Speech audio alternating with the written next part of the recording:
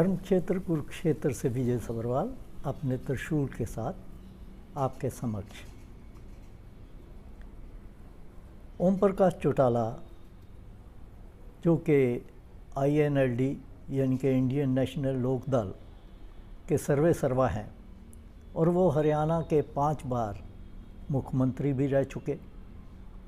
उनका छोटा बेटा अभय चौटाला कुरुक्षेत्र से INLD की टिकट पर इलेक्शन लड़ रहा है, लेकिन दूसरी तरफ JJP के नेशनल प्रेसिडेंट यानी कि जन नायक जनता पार्टी के प्रेसिडेंट अजय चौटाला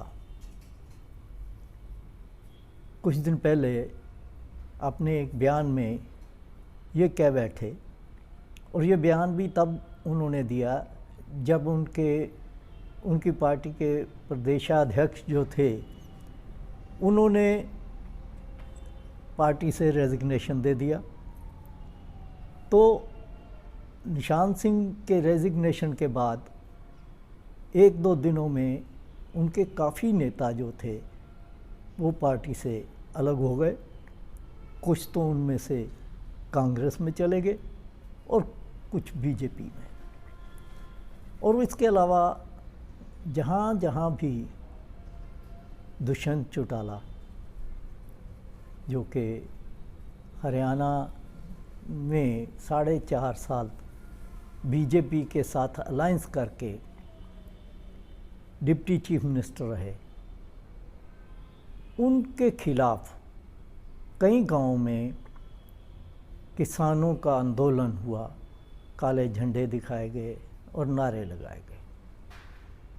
और यहाँ तक कि बल्कि एक दिन तो दुष्यंत चौटाला ने कैथल में पत्रकारों से बातचीत करते हुए यहाँ तक कह दिया कि पत्रकार जो हैं वो अपनी जिस तरह की खबरें दे रहे हैं उससे वो किसानों को उकसाते हैं। और उन्होंने पत्रकारों के ऊपर यहाँ तक ये इल्ज़ाम लगा दिया कि क्या वो ये चाहते हैं कि किसान जो हैं जो प्रोटेस्ट कर रहे हैं वो उनके कपड़े फाड़ें। तो जब पार्टी के लिए ये हालात हो गए, और ये इसलिए हुए कि किसान ये कहते हैं कि जब वो दिल्ली बॉर्डर पर बैठे हुए थे, एजिटेशन कर रहे थे अपनी मांगों को लेकर, और फिर उसके बाद अभी कुछ महीने पहले पंजाब बॉर्डर जो हरियाणा को लगता है वहाँ इनको रोक दिया गया था जब ये दिल्ली जा रहे थे।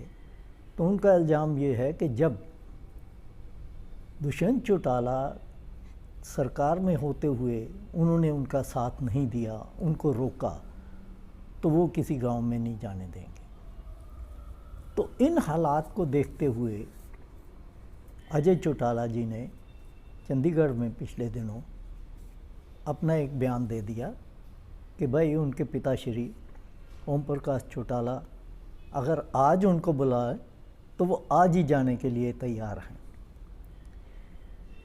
इसका क्योंकि मन मुटाव जो है वो ख़त्म नहीं हो रहा दोनों भाइयों का, अजय का और अभय का, इसलिए अजय ने पलटवार करते हुए कहा